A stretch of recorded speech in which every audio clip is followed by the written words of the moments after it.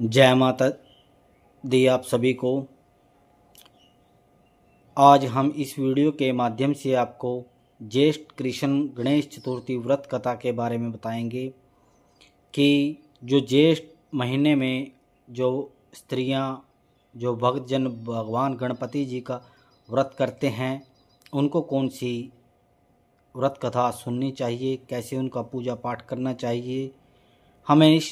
हमने इस YouTube channel पर गणेश महाराज की वंदना, पूजन सामग्री, हवन इत्यादि आदि के बारे में वीडियो डाल दी है और कौन सा मंथ में कौन सी गणेश जी की पूजा करनी चाहिए हम उसके बारे में आपको बता रहे हैं। और इस चैनल पर आप सभी को धर्म से जुड़ी देवी देवता पूजा पाठ आदि सब के बारे में आपको ज्ञान प्राप्त होगा। और हम इस चैनल पर माता भगवती चंडी माता की 1.25 करोड़ दंडवत प्रणाम और दशांश हवन माता की सेवा लगा रहे हैं। आप सभी को इस चैनल के माध्यम से बहुत कुछ सीखने को मिलेगा। आप सभी से एक प्रार्थना है कि आप इस चैनल के माध्यम से जुड़िए और अपने जीवन को सफल बनाएं, जिससे आपके जीवन में आने वाली सभी रुकावटें दूर होंगी, परेशानियां दूर होंगी, आपको हर प्रकार से लाभ होगा। जय माता दी। अब सुनते हैं ज्येष्ठ कृष्ण गणेश चतुर्थी व्रत कथा, दयादेव ब्राह्मण की कथा। पार्वती ने पुत्र गणेश से पूछा, वत्स, ज्येष्ठ मास के कृष्ण पक्ष की चतुर्थी को किस तरह की पूजा करनी चाहिए? इस माँ के गणपति जी का क्या नाम है? आहार में किस का सेवन करना चाहिए? सूक्ष्म रूप से इस विधि को बताइए। श्री गणेश जी ने कहा, हे माते, ज्येष्ठ मास की चतुर्थी को मूस दंत नाम के गणपति की पूजा और व्रत पूर्ण भक्ति से करना चाहिए। इस व्रत चतुर्थी का व्रत और पूजा सौभाग्य को बढ़ाने वाला है तथा पति को देने वाली। इस दिन घी से बनाया हुआ भोजन भगवान गणेश जी को समर्पित करें और भोग लगाएं। ब्राह्मण को भोजन कराकर फिर शुद्ध भोजन करें। हे माते, इस संबंध में प्राचीन कालीन इतिहास बता रहा हूँ। गणपति और उनकी पूजा की विधि जैसे पुराण में बताई गई है उसी को मैं कहता हूँ, सुनो। प्राचीन काल में पृथक नाम के एक राजा हुए जिन्होंने 100 यज्ञ किए।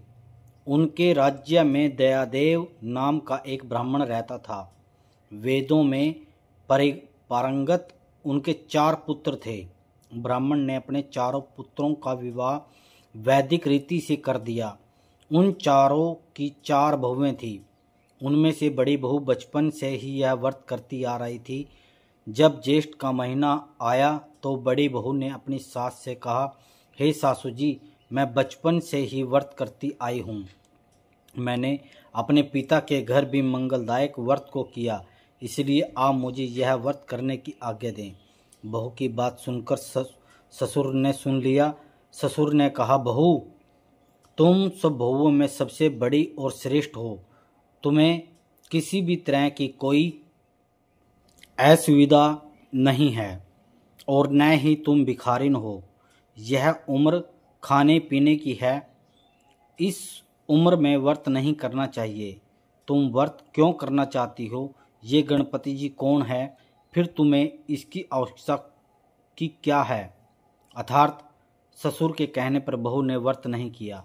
थोड़े समय पश्चात बहू गर्भवती हो गई। 10 महीने बाद उसने एक सुंदर पुत्र को जन्म दिया। अब उसकी सास बार बार बहू के वो व्रत करने के लिए मना करने लगी और व्रत छोड़ने के लिए लाचार करने लगी। समय के साथ साथ पुत्र बड़ा होता गया। पुत्र के विवाह योग्य माता पिता ने उसका विवाह रचाया। व्रत के छूट जाने के कारण गणेश जी रुष्ट हो गए और उसके पुत्र के विवाह के समय वर वधू के फेरों के समय पुत्र का अपहरण कर लिया।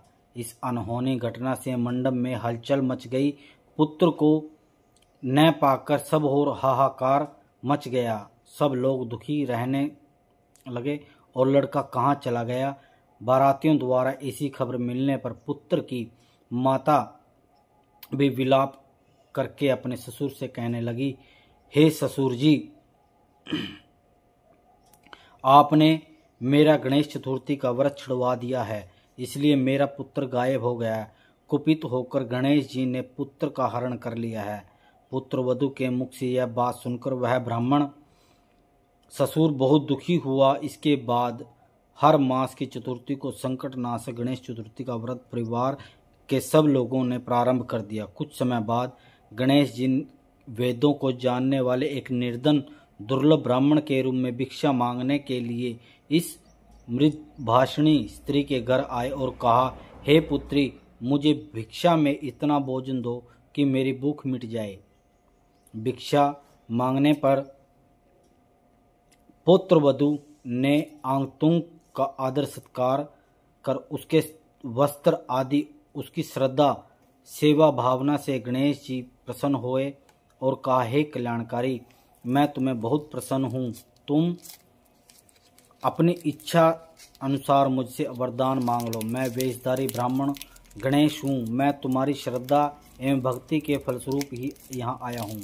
ब्राह्मण की यह बात सुनकर दयादेव की पुत्र वधू हाथ जोड़कर कहने लगे, हे विद्या विनायक, आप मुझ पर अति प्रसन्न हैं तो विवाह के तत्काल बाद खोए हुए मेरे पति के दर्शन करा दीजिए। मेरे पति को वापस मुझे सौभाग्य प्रदान करें। कन्या के ऐसा कहने पर गणेश जी ने कहा, हे उत्तम विचार वाली कन्या, जैसा तुम चाहती हो वैसा ही होगा। तुझ पतिव्रता नारी की इच्छा शीघ्र पूर्ण होगी।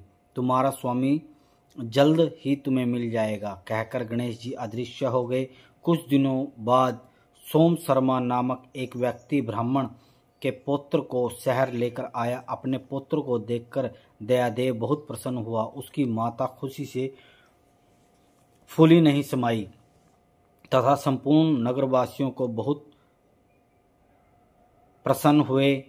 माता ने अपने पुत्र को छाती से लगा लिया और कहने लगी, गणपति की कृपा से मेरे खोए हुए पुत्र को पाया है। और उसने कपड़ों और गहनों से सजाया।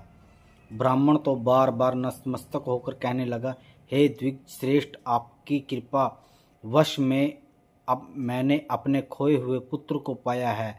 उन्होंने सोम शर्मा को स्वादिष्ट भोजन कराकर वस्त्र आदि से सुशोभित कर उन्हें गोदान दिया और मंडप द्वार बनाकर विधि पूर्वक विवाह का कार्य संपन्न किया। इसके समस्त पूर्ववासी बहुत प्रसन्न हुए और भाग्यशालिनी कन्या अपने स्वामी को पाकर धन्य हो गई। ब्राह्मण की पुत्र वधू ने अपने पुत्र को पाकर प्रसन्नता के लिए व्रत पूजन और मांगलिक कार्य संपन्न किए। ज्येष्ठ मास की कृष्ण पक्षी की चतुर्थी को मनुष्य की मनोकामना पूर्ण करती है। दोनों लोगों का कल्याण चाहने वाले तथा समृद्धि और सौभाग्य चाहने वाले यह व्रत अवश्य करना चाहिए। इस दिन स्त्री पुरुषों को एक दंत गणपति की पूजा करनी चाहिए। जो श्री गणेश जी बोले, हे माते, पूर्व में कहे गए विधान के अनुसार भक्ति श्रद्धा युक्त जो मनुष्य इस व्रत एवं पूजन को करेंगे उनकी समस्त कामनाएं पूर्ण होगी। श्री गणेश जी कहते हैं, हे युधिष्ठिर, भगवान गणपति जी के व्रत का यह माहात्म्य है। अपने शत्रुओं का नाश करने हेतु आप इस व्रत को निश्चय ही कीजिए। बोल सच्चे दरबार की जय, गणपति महाराज की जय। आज आपने इस चैनल के माध्यम से गणेश महाराज की कथा सुनी। जो ज्येष्ठ मास में व्रत करते हैं उनको यह कथा जरूर सुननी चाहिए। आगे हम आपको आषाढ़ कृष्ण गणेश चतुर्थी व्रत कथा के बारे में बताएंगे, जो राजा महिजीत की कथा है कि कैसे उन्होंने व्रत किया, क्या उसका आशीर्वाद मिलता है गणपति महाराज का, कैसे उनकी पूजा होती है। मिलते हैं अगली वीडियो में। जय माता दी, जय माता दी।